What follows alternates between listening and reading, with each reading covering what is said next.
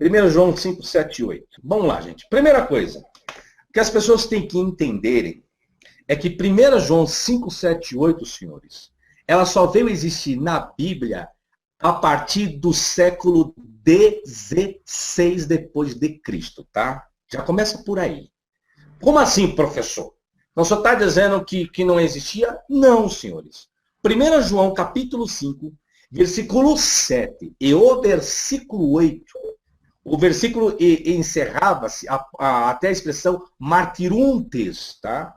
O texto recepto, conhecido texto recebido, adicionou a seguinte expressão: ento urano, ropate rologos, caito ágio pneuma, cai utoi rotrês em eisi.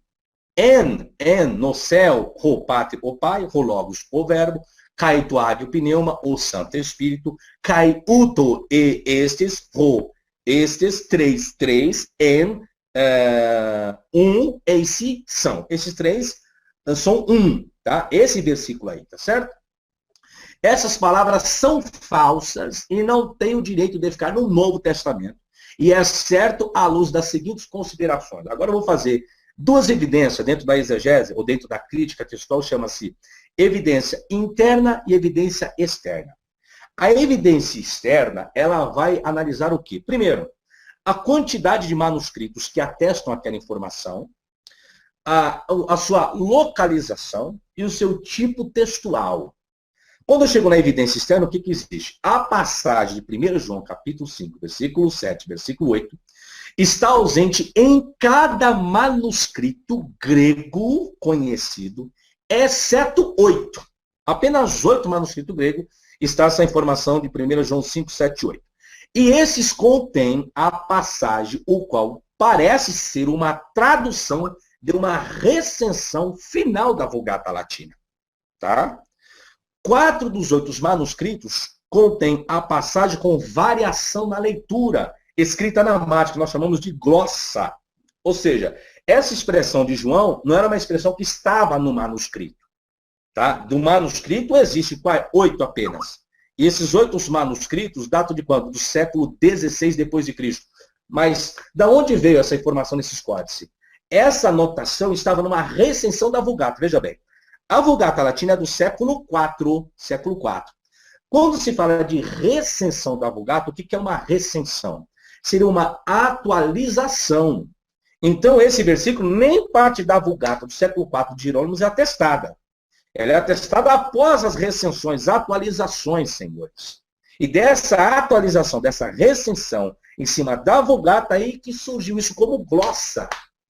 Ou seja, um escritor, que não é o escritor da Epístola de João, lógico, né? Foi lá, pegou um manuscrito, uma recensão da Vulgata, aí olhou, analisou, achei interessante, vou colocar aqui, ó, o nome do pai, do filho, tal, esses 3 são um. E colocou. O que aconteceu? Um outro copista lá na frente foi, pegou um pergaminho, gostei disso daí. E colocou no pergaminho. O que aconteceu?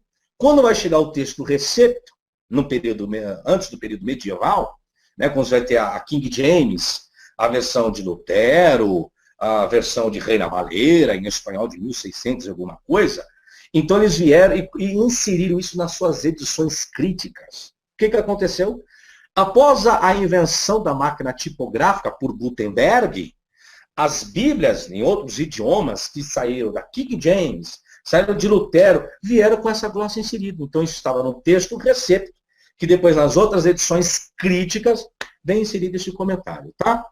Onde é atestado esse versículo? Códice Montefortianus, que data do século XVI, o Códice Regius de Nápoles, que é também do século XVI, do século X, Bowdler, tá, na Libra Oxford, e também o Códice Wolfenbüttel, do século XVI.